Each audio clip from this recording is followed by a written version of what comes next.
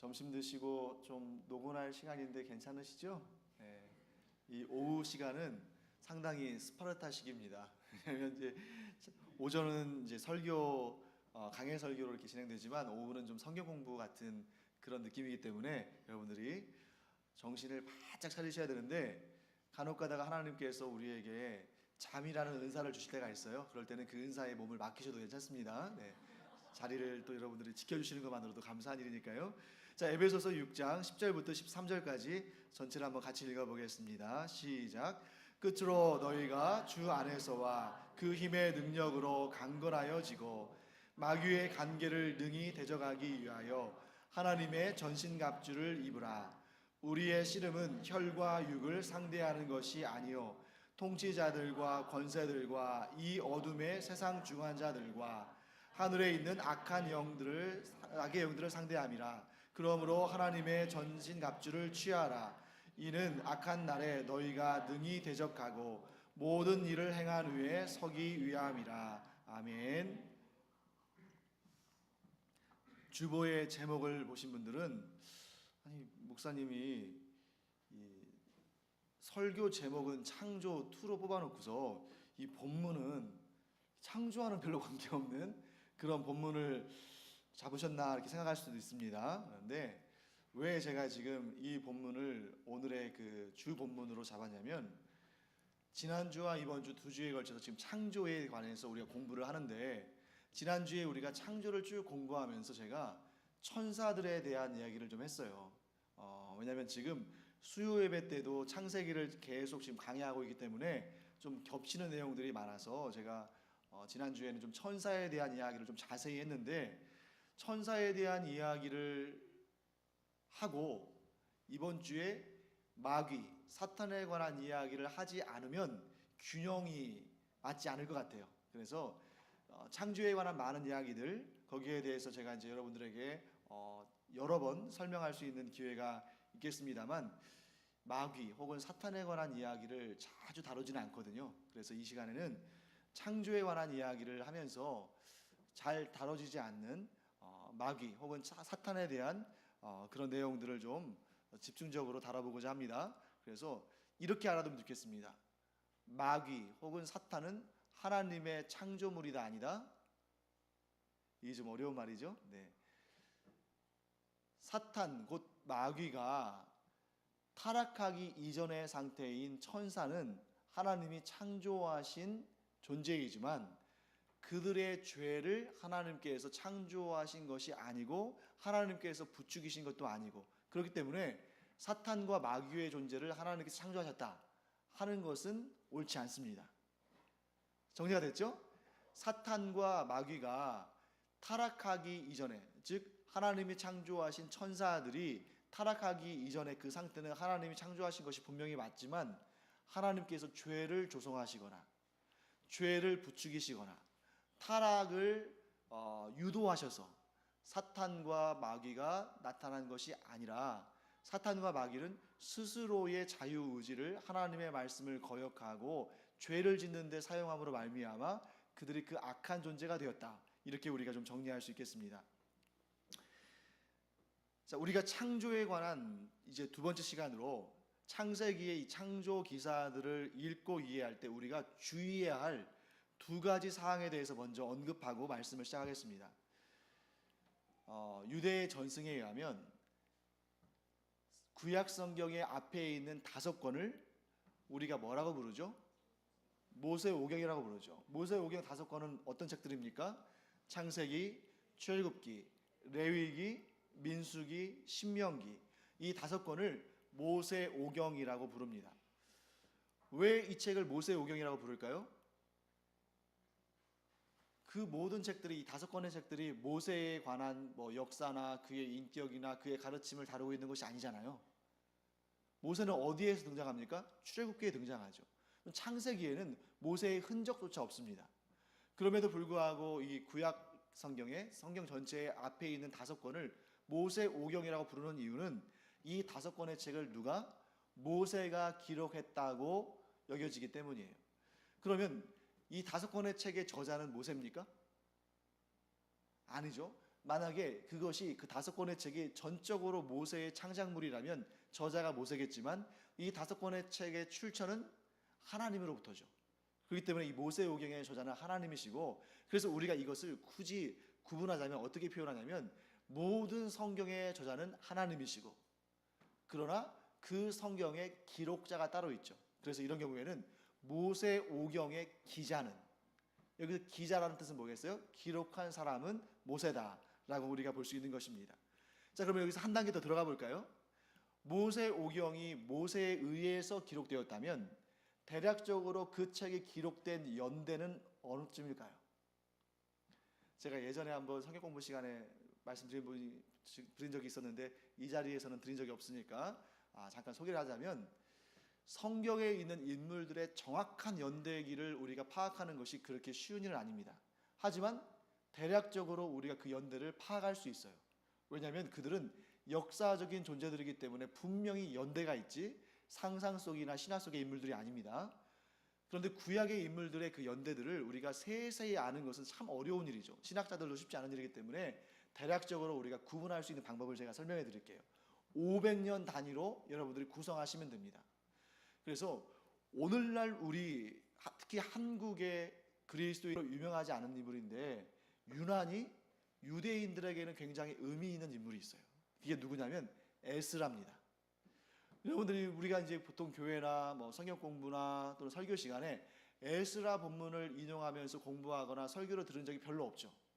하지만 유대인들은 이 에스라를 굉장히 중시 여겨요. 왜냐하면 율법으로 말미암아 하나된 이 유대 민족이 율법을 잃어버리고 하나님의 말씀의 소중함을 잃어버렸을 때 에스라가 나타나서 그 율법을 다시 한번 공고히 세우고 그 율법의 말씀을 가르치는 역사를 했거든요.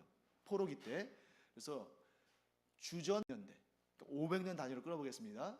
주전 즉 BC 500년대는 누구의 시대냐면 에스라의 시대다라고 생각하시면 돼요. 에스라의 시대라고 딱 우리가 그 시기를 이렇게 정해놓으면 거기에 또 이제 많은 사람들이 그 비슷한 시대에 모입니다. 대표적인 사람이 누구예요? 에스라가 나왔으니까 느헤미야가 나왔으니까 에스더, 또 에스더가 나왔으니까 성경의 맨 마지막 책인 말라기, 이런 인물들이 주로 주전 500년을 중심으로 해서 이렇게 모여들기 시작합니다. 주전 500년으로부터 500년 이전은 몇 년이에요? 주전 500년부터 500년 이전. 주전 1000년이죠. BC 1000년. BC 1000년은 누구의 시대냐? 다윗의 시대입니다. 다윗. 그래서 BC 1000년이라면 지금으로부터는 거의 3000년 전이잖아요. 우리가 성경을 읽으면 다윗 이야기 너무 즐겁고 재미있고 또 은혜가 되고 또 마치 다윗이 내 옆에 있는 것처럼 이렇게 생생하게 떠오릅니다만, 무려 다윗은 지금으로부터 몇 년 전? 3000년 전 사람이다. 대단하지 않습니까?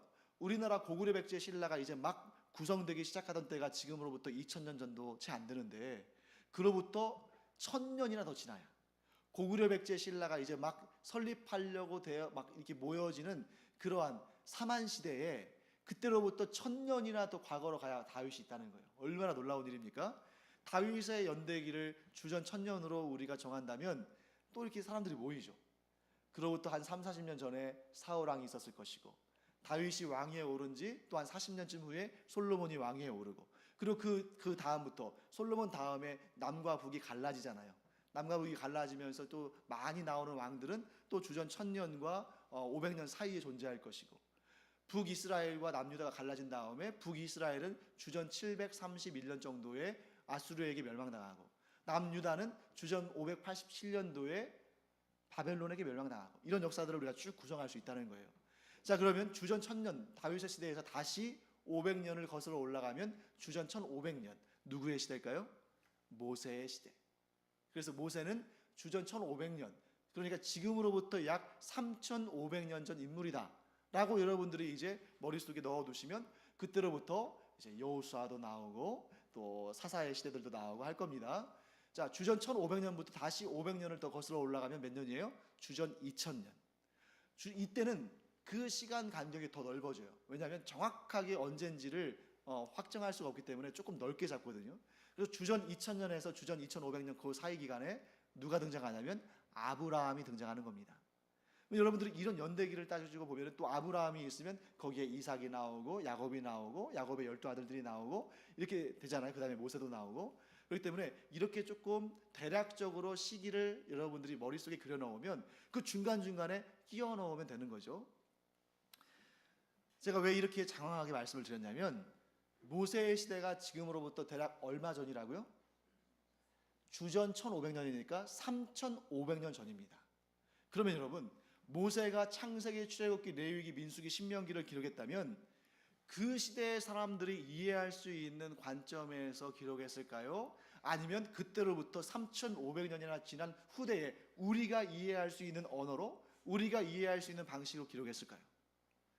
당연히 그 당대에 모세가 마주하고 있는 그 이스라엘 백성들, 그들의 눈높이에서, 그들의 세계관 가운데에서 그들이 이해할 수 있는 말로, 그들이 이해할 수 있는 표현으로 전혀 엉뚱하게 자기가 어떻게 2000년 후에 3000년 후에 사람들이 어떤 사고관념을 가지고 있고 어떤 과학지식을 갖고 있는지를 어떻게 알아서 미래의 시점으로 기록하겠습니까?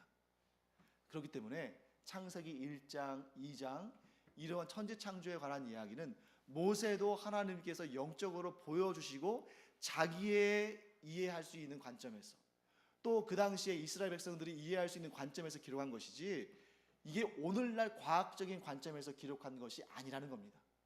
그래서 창세기 1장을 놓고 막 과학자들이 이것은 과학적으로 여기가 잘못됐고 또 창세기 2장을 놓고 사람은 뭐 이러해서 이 창세기의 기록들은 잘못됐고 이렇게 말하는 것은 아무 의미가 없는 거예요.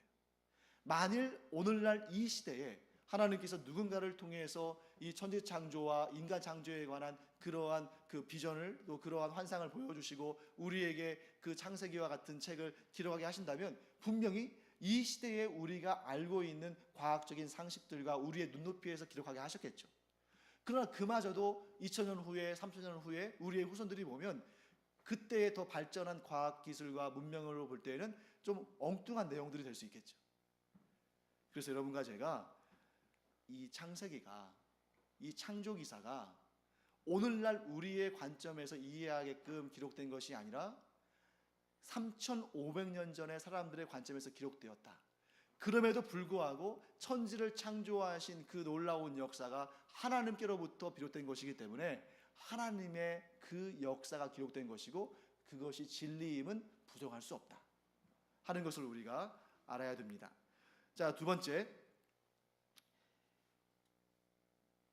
그렇기 때문에 오늘 우리가 성경을 읽을 때에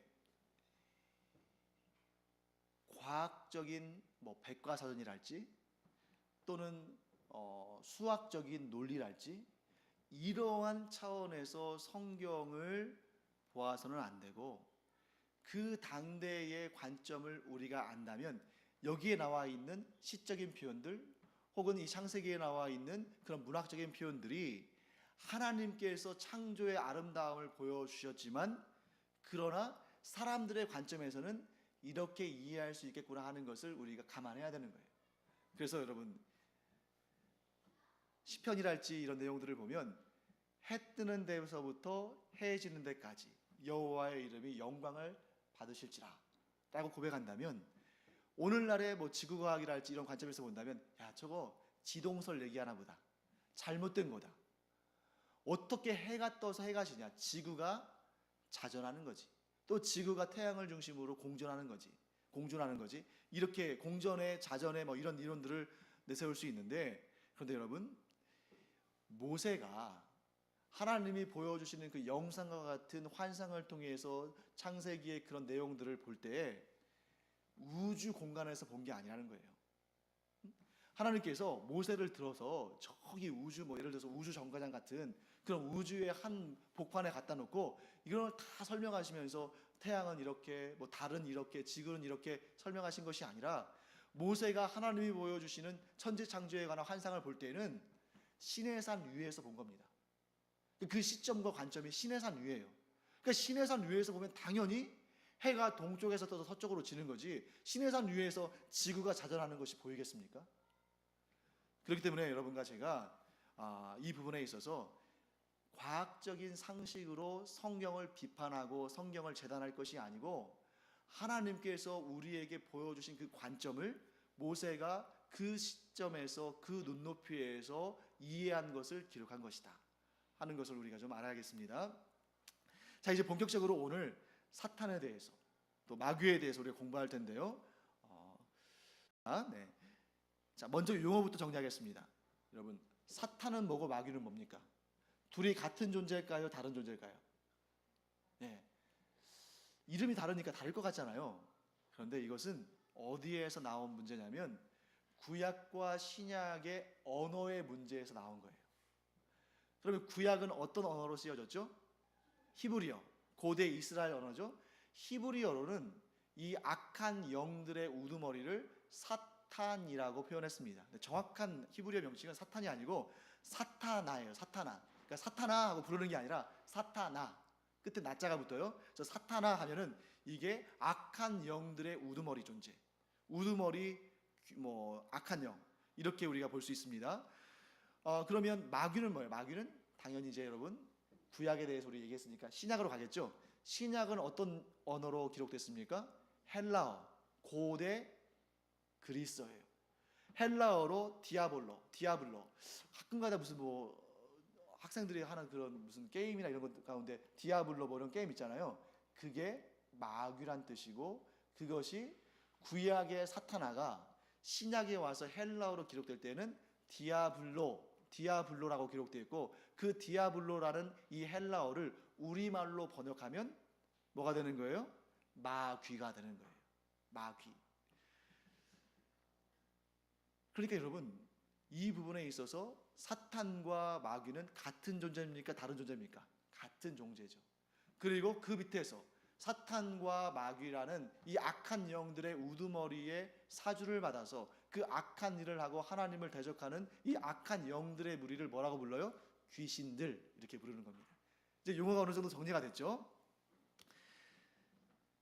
그런데 우리를 헷갈리게 하는 경우들이 있어요. 우리 그 자막을 보시면 마태복음 4장 8절부터 11절까지 한번 볼까요? 마태복음 4장 8절부터 11절 쭉 한번 읽어보겠습니다. 시작. 마귀가 또 그를 데리고 지극히 높은 산으로 가서 천하 만국과 그 영광을 보여 이르되 만일 내게 엎드려 경배하면 이 모든 것을 내게 주리라. 이에 예수께서 말씀하시되 사탄아 물러가라 기록되었으되 주 너희 하나님께 경배하고 다만 그를 섬기라 하였느니라. 이에 마귀는 예수를 떠나고 천사들이 나와서 수종드니라. 아니 목사님이 분명히 그 악한 영의 우두머리를 구약에서는 사탄이라고 기록하고 신약에서는 마귀라고 기록했다고 했는데 여기 잘 보시면 마귀도 나오고 사탄도 나오네요. 그럼 이런 걸 보면서 아니 이게 다른 존재인가? 왜 이렇게 되지? 하고 의문을 가질 수 있는데 잘 생각해 보세요 여러분. 마태가 마가복음을 기록할 때는 어떤 말로 기록했습니까? 헬라어로 기록한 거죠. 신약성경은 헬라어로 되어 있으니까요. 그러니까 당연히 이 악한 영들의 우두머리를 마귀라고 기록하는 것이 맞습니다. 그런데 예수님께서 말씀하시되 10절 말씀에 예수께서 말씀하시되 한 다음에는 사탄아 물러가라 마귀야 물러가라라고 하지 않으시고 사탄아 물러가라고 하셨어요. 왜 그랬을까? 이 당대에 공식적인 문서나 편지들을 기록할 때에는 국제 공용어인 헬라어를 썼지만 예수님은 이스라엘 사람이잖아요. 그렇죠? 예수님은 이스라엘 사람이니까 글을 쓸 때는 헬라어로 충분히 쓰실 수 있었지만 말을 할 때는 이스라엘 말을 쓰겠죠. 그러니까 이스라엘 말을 쓰시니까 히브리어로 사탄아 하고 부르신 거예요. 그렇기 때문에 여기서 마태가 예수님의 말씀을 직접 인용했기 때문에 사탄아라고 나오는 것이고 문서로 기록할 때는 당연히 마귀라고 기록하는 것이 또 일반적인 보편적인 예입니다. 자, 그렇게 해서 지나가도록 하겠고요. 그러면 이제 이 악한 영들이 뭐라고 기록되어 있는지 거기에 대해서 우리가 한번 살펴볼 텐데요. 성경에 보시면 악한 영들이 쭉 등장합니다. 그 중에 우리가 잘 알고 있는 단어, 사탄, 마귀, 귀신들 이런 것들은 아주 기본적인 단어들이고요. 그 외에도 어떤 게 있냐면 가끔 가다가 성경에는 어떤 표현이 등장하냐면 이 세상의 통치자들, 이 세상의 통치자들이라는 그런 용어가 나와요. 그럴 때는 둘 중에 하나입니다. 뭐겠어요? 로마의 황제나 각 나라의 왕들처럼 그러한 주권자들일 수도 있지만 사실 성경의 대부분은 악한 사탄, 마귀, 귀신들을 통칭할 때 이 세상의 통치자들이라는 표현을 써요. 그때 세상은 어떤 세상입니까? 예, 하나님을 거역한, 하나님을 떠난, 하나님께 순종하기를 원치 않는 자들을 의미하는 겁니다. 꼭 이 세상 월드를 의미하는 것이 아니라 그 세상이 의미하는 것은 뭐냐면 하나님을 거부하는 자들, 하나님으로부터 떠난 자들을 의미하는 거예요. 그래서 이 세상의 통치자들 하면 무슨 뜻이냐면 하나님을 떠난 자들, 여전히 하나님을 배반하는 자들 가운데 역사하는 영들, 이런 표현으로 쓰는 겁니다.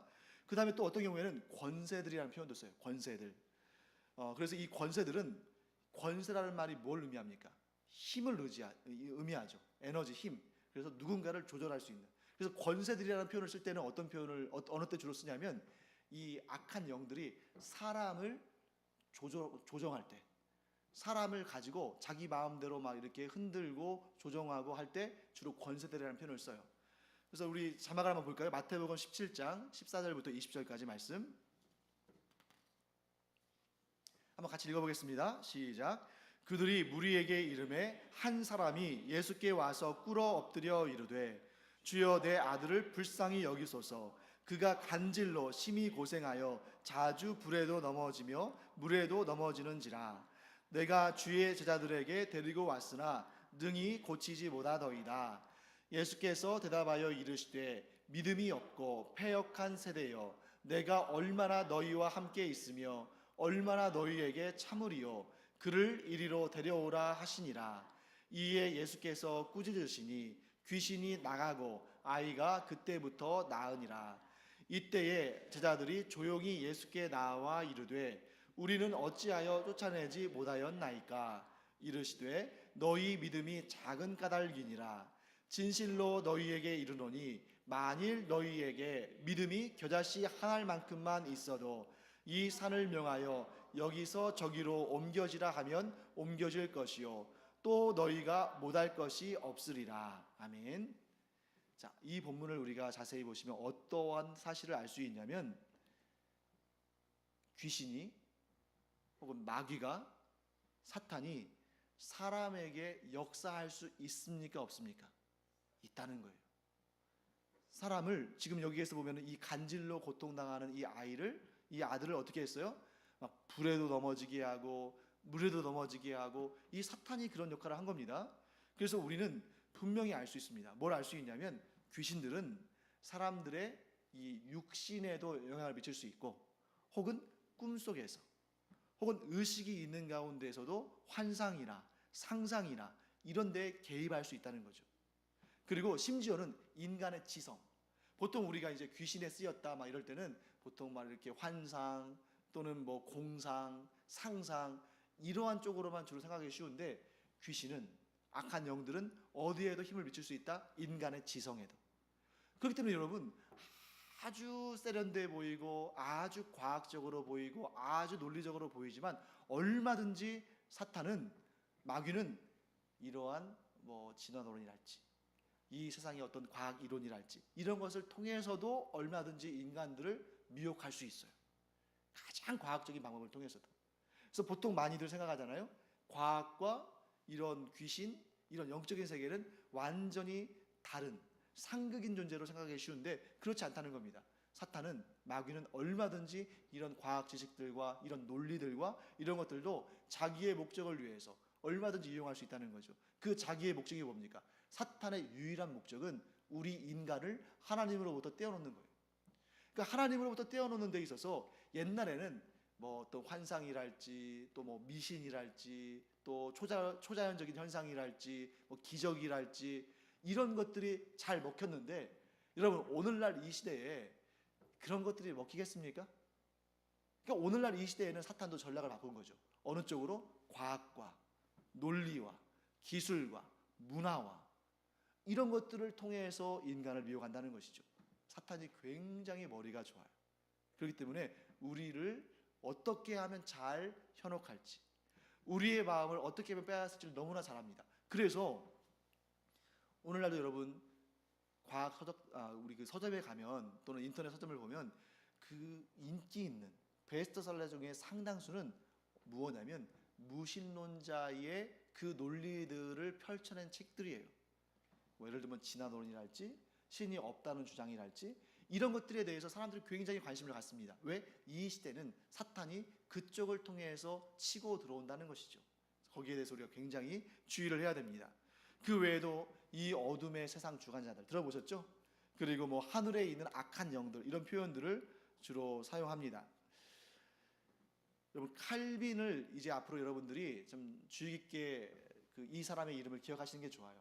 칼빈이라는 사람이 왜 중요하냐면 종교 개혁을 일으킨 사람은, 종교 개혁의 도화선에 불을 지핀 사람은 루터입니다.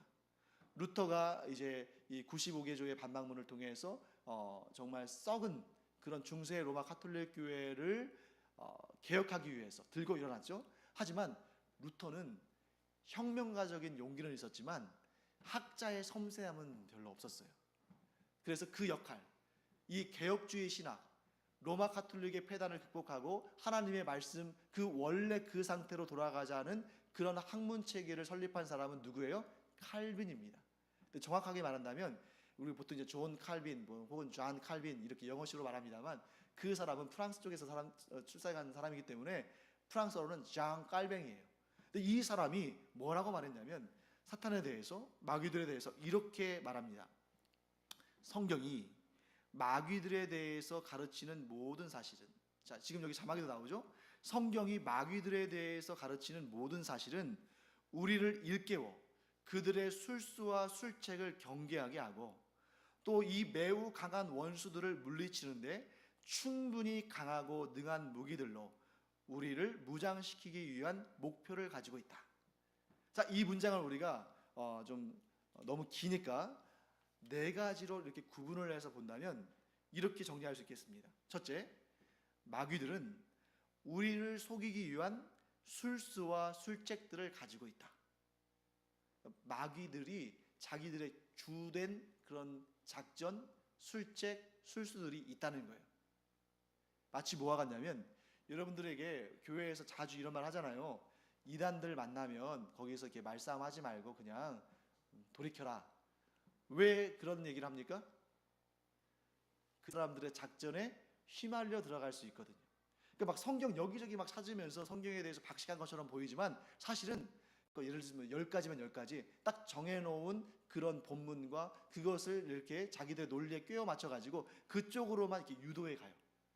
그러니까 여러분들이 아무리 성경을 많이 읽으셔도 그 사람들이 줄줄줄 외듯이 외우지를 못하잖아요. 그러면 이제 그 논리에 빠져 들어가가지고 이제 마치 그쪽이 뭐가 정말 무엇인가 있는 것처럼 이렇게 생각하기 쉽다는 겁니다. 왜 그렇습니까? 이 마귀의 방식이거든요. 마귀는 분명히 우리를 속이기 위한 술책과 술수를 가지고 있다 하는 것입니다. 자, 두 번째는 뭐냐면 마귀들은 매우 강하고 노련하다.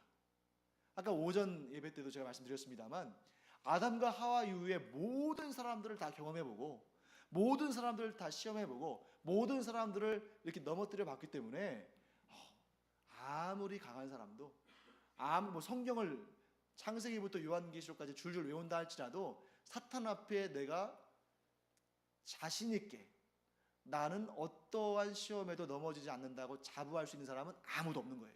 사탄은 굉장히 강하고 노련합니다. 그런데 이제 3번, 4번이 중요하죠. 3번.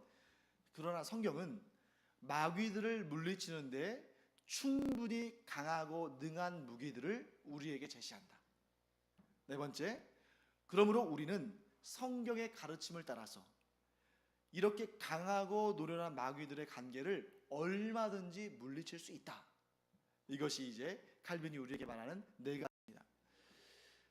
그래서 지금 이 시간 15분, 20분 정도 무엇을 할 거냐면 사탄이 어떤 식으로 우리를 미혹하는가, 사탄의 관계가 어떤 패턴을 가지고 있는가를 여러분들에게 말씀을 드리고 그것을 어떻게 우리가 이겨낼 수 있는지 그 대책에 대해서도 몇 가지 말씀드리고자 합니다. 첫 번째, 관계 1번. 사탄은 사람들을 작은 죄로부터 더 큰 죄로 이끌어갑니다. 그러니까 처음부터 큰 죄를 저지르게 해가지고 완전히 넘어뜨리는 것이 아니라 천천히 조심스럽게 우리를 미혹해서 점점 그래서 우리 조상들은 참 저는 대단하다고 생각해요. 굉장히 성경적인 그런 진리들을 속담에 많이 담아놨습니다. 어떤 속담이 있습니까? 바늘 도둑이 소도둑된다. 처음부터 소를 도둑질하는 사람은 없어요. 그러니까 사탄도 작은 것에서 우리를 점점 큰 넘어짐으로 우리를 완전히 무너뜨리게 한다는 것입니다. 그래서 보통 사람들은 작은 죄는 가볍게 다룹니다. 그런데 이 작은 죄는 그 위에 더 큰 죄악을 쌓기 위해서 위한 그러한 뇌관인 거예요. 이것을 시작하지 않으면 이것을 시작함으로 말미암아 관계에 빠지는 것이죠. 그래서 이 작은 죄는 하나님을 향한 우리의 사랑, 하나님을 자꾸 갉아먹고 그것이 약해지게 만듭니다. 그리고 우리가 그 작은 죄를 은폐하고 덮고 숨기려고 큰 죄로 나가게 돼요. 그래서 거짓말 10가지 거짓말을 해야 되는 것과 마찬가지입니다. 성경은 우리에게 어떤 대책을 주시는가? 자, 첫 번째 관계 뭐였습니까? 사탄은 작은 죄로부터 시작해서 더 큰 죄로 우리를 이끌어간다고 했잖아요. 거기에 대해서 성경은 뭐라고 말씀하시냐면 에베소서 4장 27절을 보면 이런 말씀이 나옵니다. 마귀에게 틈을 주지 말아라. 이게 사실은 제일 중요한 겁니다. 악한 사탄에게, 마귀에게, 귀신들에게 틈을 주지 않으면, 그래서 제가 이제 학생들에게 자주 설명하는 것 중에 하나가 뭐냐면 담배를 아예 피우지 말아라. 여러분, 담배는 몸에 굉장히 안 좋잖아요. 그런데 담배를 아예 안 피운 사람은 존재하지만 담배를 한 번만 피운 사람은 없을 것 같아요. 그렇지 않습니까? 그 담배를 피운다는 것이 우리가 구원받는데 지장이 있는 건 아니에요. 담배 피운다고 하나님께서 우리를 구원하시려다가 구원 안 하시는 건 아닙니다. 그럼에도 불구하고 이것이 우리의 건강을 상하게 하고 하나님의 성전인 우리의 건강을 상하게 하고 또 이것이 또 다른 어떤 우리를 끌고 갈 수 있는 그러한 빌미를 제공하기 때문에 아예 시작하지 않는 게 좋다 하는 것입니다. 그러나 그것이 뭐 담배 한 개피라도 그것을 시작했을 때에는 그것이 또 함갑이 되고 그래서 우리의 몸에 또 우리 영적으로 여러 가지 악한 영향을 끼칠 수가 있는 것이죠. 그래서 성경은 우리에게 뭐라고 한다고요? 빌미를 주지 말아라. 틈을 주지 말아라. 그래서 사탄이 우리를 미혹할 때, 아담과 하와를 미혹할 때 뱀을 통해서 미혹했잖아요. 굉장히 이게 일리가 있는 것 같아요. 자, 뱀 한번 생각해 보세요. 머릿속으로 생각하기도 좀 여러분 징그럽지만 뱀을 한번 생각해 보세요. 뱀이 어디를 들어갈 때 머리만 통과하면 다 들어갈 수 있어요. 그러니까 뱀은 자기 머리를 가지고 그 구멍의 사이즈를 측량을 해요. 그래서 자기의 머리만 들어가면 그 구멍으로 뱀의 온 몸통이 들어갑니다. 마찬가지입니다. 사탄도 처음에 이런 작은 빌미를 제공했는데 그 사람이 그것을 끝끝내 막아내지 못하고 그 악한 사탄의 시험에 넘어가서 그 작은 빌미에 문을 열어주면 사탄의 온 몸통이 거기로 들어간다는 거죠. 그래서 틈을 주지 말아라 라고 성경은 말씀하시는 것입니다. 자, 그 다음에 우리 두 번째 볼까요? 사탄의 관계 두 번째. 사탄은 집요하게 죄를 범하도록 우리를 재촉합니다. 그러니까 이것저것 막 여러 가지 품목들을 우리에게 제시하면 그 죄를 안 지을지 모르겠어요. 그런데 우리 오전 예배 시간에도 나눠봤잖아요. 모든 사람들을 다 경험해보고 그 사람들을 알기 때문에 이 사람이 특정한 어떤 부분에서 연약한지를 잘 알아요.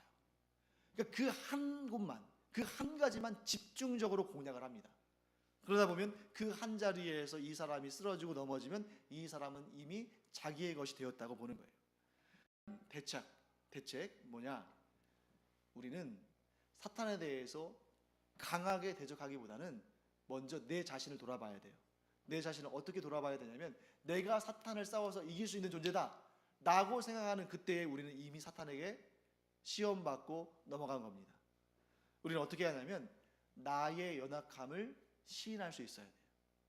솔직하게 주님 앞에서 내가 이런 부분이 연약하다는 사실을 인정하고 시인할 때, 그리고 그 부분을 내가 어떻게 해서든지 간에 극복해 보려고, 내가 그 부분을 어떻게 해서든지 간에 틀어막으려고 노력하기보다도 물론 그런 것도 필요하겠습니다만 그 이전에 하나님의 도우심을 집중적으로 구해야 됩니다.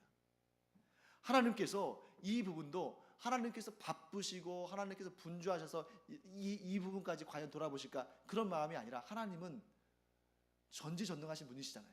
그래서 나의 그 연약한 부분을 우리는 너무 겸손해서 설마 하나님께서 이 부분까지 돌아보실까 할지 모르지만 오히려 하나님은 우리의 그 연약한 부분에 더 마음이 강해져요. 왜? 그 부분을 통해서 사탄이 들어올 수 있는 길목이니까.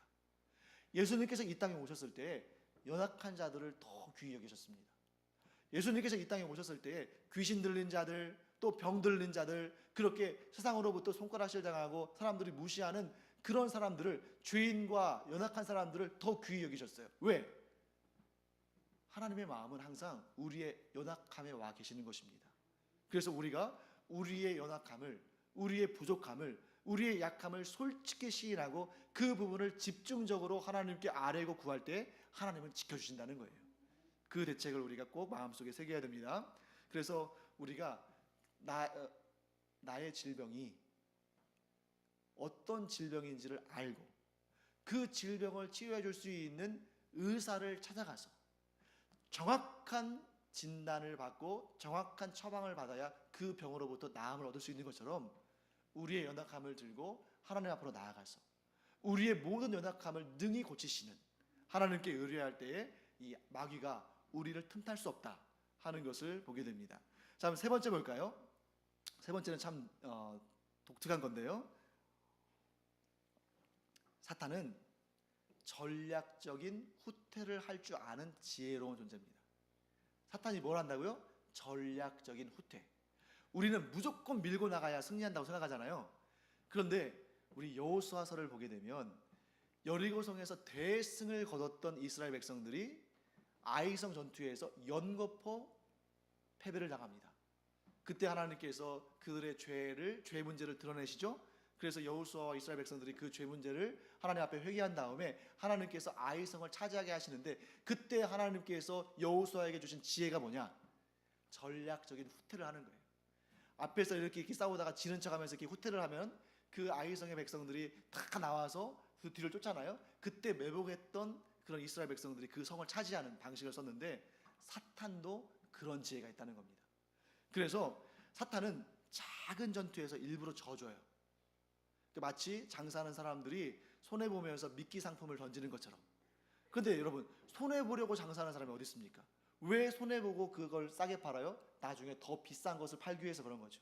그러니까 사탄도 이렇게 작은 전투에서 자신이 실패한 것처럼, 사탄이 실패했다면 우리가 승리한 거잖아요. 우리가 그런 승리에 도취되어 있을 때 더 큰 공격으로 우리를 공격한다는 거죠. 그러면 성경은 우리에게 어떤 대책을 주시는가? 늘 깨어있으라고 말씀하십니다. 방심하지 말라. 작은 하나에 성공했다고 해서 마치 전체를 이긴 것처럼, 전체에서 승리한 것처럼 방심하다 보면 사탄의 시험에 걸려 넘어진다는 겁니다. 그래서 우리가 작은 일에도 방심하지 말고 당연히 큰 일에도 방심하지 말아야겠죠. 그래서 항상 깨어있으라. 이것이 하나님께서 우리에게 주시는 말씀입니다. 자, 네 번째 보겠습니다. 사탄은 때때로 합법적인 일로 사람들을 함정에 빠뜨립니다. 우리는 흔히 이렇게 생각할 수 있어요. 사탄은 불법의 영이기 때문에 안 좋은 일, 불법적인 일, 문제가 되는 일, 사회적으로 비판받고 지탄받는 일, 이런 일들 가운데서만 역사하는 걸로 오해할 수 있는데 사탄은 합법적인 그런 일들 가운데서도 우리를 얼마든지 시험할 수 있다는 겁니다. 예를 한번 들어보겠습니다. 아까 방금 말씀드렸죠. 음주와 흡연이 불법은 아니죠. 누가 그 음주와 흡연을 가지고 불법이라고 하겠습니까? 그리고 또 오락실에 가서 오락을 하는 거, 그것도 불법은 아니죠. 그리고 우리가 음식을 먹는 거, 식사하는 것도 불법이 아닙니다. 그리고 심지어 일하는 거, 노동도 불법이 아니에요. 그런데 이 모든 것들을 통해서 우리가 어떨 때는 그냥 별게 아닌 걸로 여기거나 혹은 좋은 것으로 여기는 이런 것들을 통해서도 사탄은 얼마든지 우리를 시험해요. 가장 대표적인 일로 한 가지만 보겠습니다. 일 중독. 일은 신성한 거잖아요. 합법적인 것입니다. 좋은 것이에요. 그런데 그 일에 너무 빠져들어서 그 일을 마치 하나님처럼 여기고 그 일을 너무 좋아하고 하나님보다 더 사랑한다면 사탄은 이 좋은 일을 가지고도 얼마든지 우리를 미혹하고 시험하며 우리를 쓰러뜨릴 수 있다는 거죠. 또 우리 항상 생각을 분명히 가져야 됩니다. 사탄은 나쁜 일들을 통해서만 우리를 공격하는 것이 아니라 이런 합법적이고 정상적이고 심지어 사람들이 좋아하고 권장하고 격려하고 칭찬하는 그런 일들을 통해서도 얼마든지 우리를 시험할 수 있다. 우리가 그것을 더 사랑하게 만들고 또 그것을 무리하게 함으로 말미암아 우리가 시험에 들 수 있도록 이렇게 한다는 것이죠. 자, 대책. 자, 여러분, 성경은 이 부귀를 하나님이 주시는 복이라고도 말씀하시지만 동시에 부를 갈망하지 말라고도 말씀하십니다. 굉장히 모순적이잖아요. 부는 하나님이 주시는 복이다 라고 말하는 구절이 있는 반면에 어떤 구절에서는 부를 갈망하지 말라. 이거 어떤 말씀을 들어야 하는가? 왜 이랬다 저랬다 하는가? 이런 생각이 들 수 있는데 그것은 왜 그러냐면 이 부가 하나님이 주시는 복임은 분명하지만 동시에 사탄도 그 부를 통해서 우리를 시험할 수 있기 때문이에요. 그래서 여러분 우리는 어떤 마음을 가져야 됩니까? 하나님께서 주신 모든 것. 그러니까 여러분 이 땅에 죄를 짓는 것 제외하고는 이 땅에 하나님이 창조하신 모든 것들은 선한 것입니다. 믿음으로 받으면 버릴 것이 아무것도 없어요. 하나님이 만드신 모든 것은 선한 것입니다. 그런데 동시에 우리는 뭘 알고 있어야 되냐면 하나님이 만드신 모든 것을 통해서 사탄은 우리를 시험할 수 있다. 굉장히 어려운 문제잖아요. 내가 이것을 하나님이 주신 은혜로 받았는데 동시에 이것이 나를 시험하는 사탄의 도구로 쓰여질 수 있다는 거예요. 그렇기 때문에 여러분 굉장히 조심스러운 문제입니다. 그래서 우리가 어떠한 대책을 세워야 되냐면 하나님이 주시는 모든 것을 감사함으로 받되 하나님께서 허락하시는 범위 안에서 누려야 됩니다. 근데 하나님께서 허락하시지 않는, 그게 뭐냐면 하나님께서 기뻐하시지 않는 그런 방식으로 이런 것들을 누리게 되면 어떻게 되는 거예요? 이것이 사탄의 시험에 걸려 넘어질 수 있는 아주 무서운 사탄의 계기가 된다는 거예요. 그러면 어떤 부분까지는 하나님께서 허락하시고 어떤 부분은 하나님께서 허락하지 않는 부분인가? 한 가지의 기준점이 있습니다. 하나님보다 더 사랑한다면 그것은 하나님께서 허락하신 범위가 아니에요. 하나님께서 원하시는 뜻 외에 다른 용도로 사용된다면 하나님께서 허락하시는 범위가 아니라는 것을 우리는 알아야 됩니다. 그래서 항상 우리는 하나님 말씀에 우뚝 서서 그 말씀이 우리에게 뭐라고 하시는지를 잘 깨달을 필요가 있습니다. 자, 마지막으로 하나만 더 보겠습니다. 사탄은 새로운 계시와 신기한 이적들을 일으키고 그것에 주목하게 만듭니다. 그래서 많은 사람들이 이단에 빠지고 사이비에 빠지는 이유가 거기에 있어요. 지금 여러분들과 저는 이곳에서 예배하고 하나님 말씀을 듣습니다만 얼마나 딱딱하고 팍팍합니까? 지금 이 시간 안 졸고 앉아 계시는 것만으로도 대단한 거예요. 이렇게 딱딱한 말씀을 듣는데.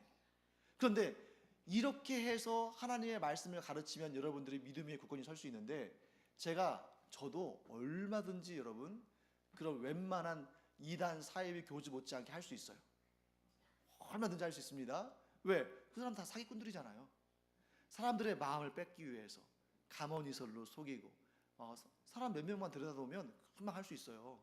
저기 이제 한 10만 원 일당 한 10만 원 주고 여기 한 두세 사람 갖다 놓고 나 태어날 때부터 못 걸었다. 그리고 사고를 당해서 내가 지금 10년째 이렇게 거동을 못 하고 있다.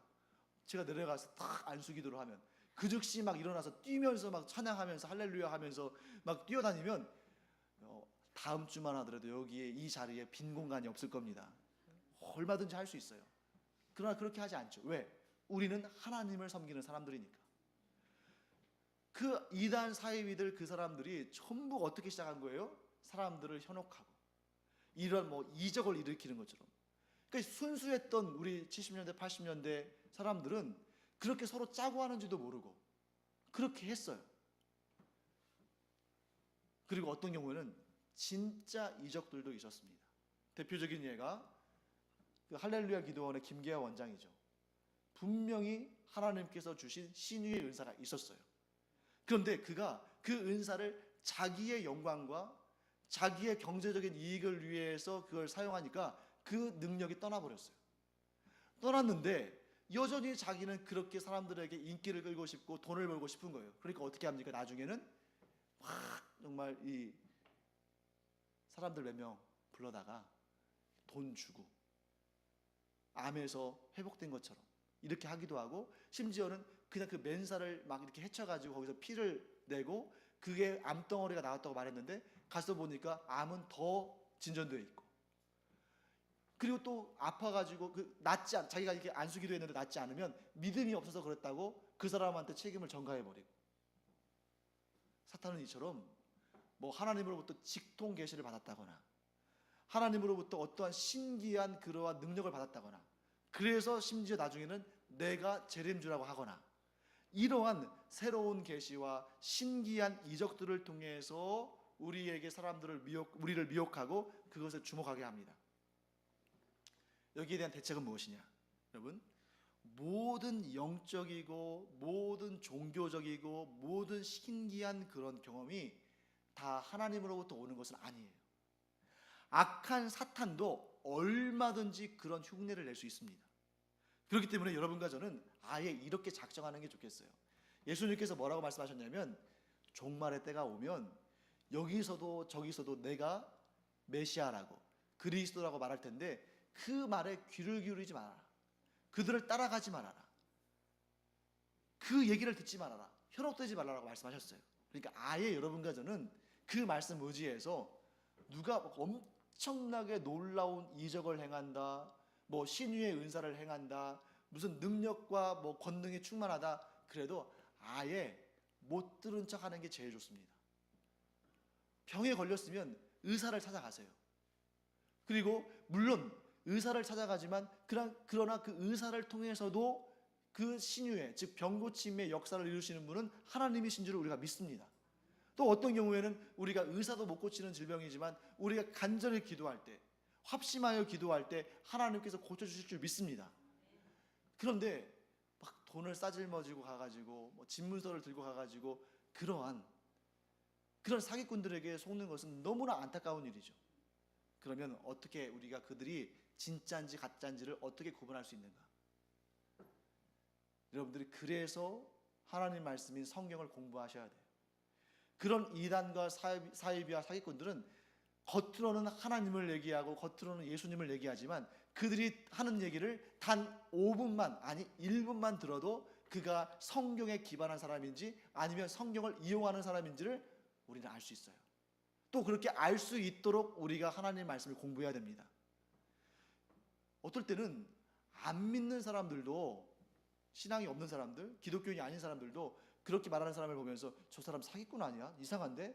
이 정도로 감자할 수 있는데 정작 10년, 20년, 30년 신앙생활 한 사람들이 거기에 빠져드는 걸 보면 참 안타깝죠.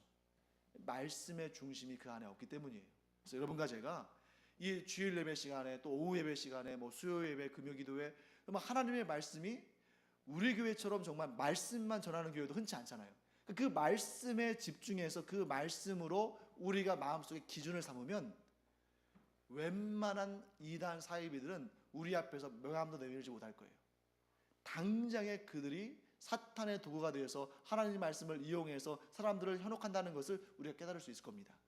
하지만 이런 상태에서도 우리가 교만하면 안 돼요. 그래서 항상 내가 그러한 영적인 능력이 있어서가 아니라 이 말씀에 비추어 봤을 때 저것은 옳지 못하다. 저 사람이 하는 말은 이 성경의 기초에 봤을 때 하나님의 말씀이 아니다. 이런 것들을 영적으로 구분할 수 있는 여러분과 제가 되기를 간절히 축원합니다. 그래서 이상으로 이제 몇 가지 살펴봤는데 여러분과 제가 분명히 깨달아야 됩니다. 사탄, 마귀, 귀신 존재합니까? 존재하지 않습니까? 존재합니다. 그리고 그것은 우리보다 훨씬 더 능력이 있고 지혜 있고 우리를 얼마든지 쓰러뜨릴 수 있는 그러한 관계를 가지고 있는 자들입니다. 그럼에도 불구하고 성경은 뭐라고 말씀하십니까? 성경에 있는 이 말씀은 그 악한 사탄의 관계를 능히 무찌를 수 있는 힘과 능력이 된다. 그러므로 우리가 이 말씀을 의지해서 사탄의 관계를 물리치고 승리하는 하나님의 사람들 되기를 간절히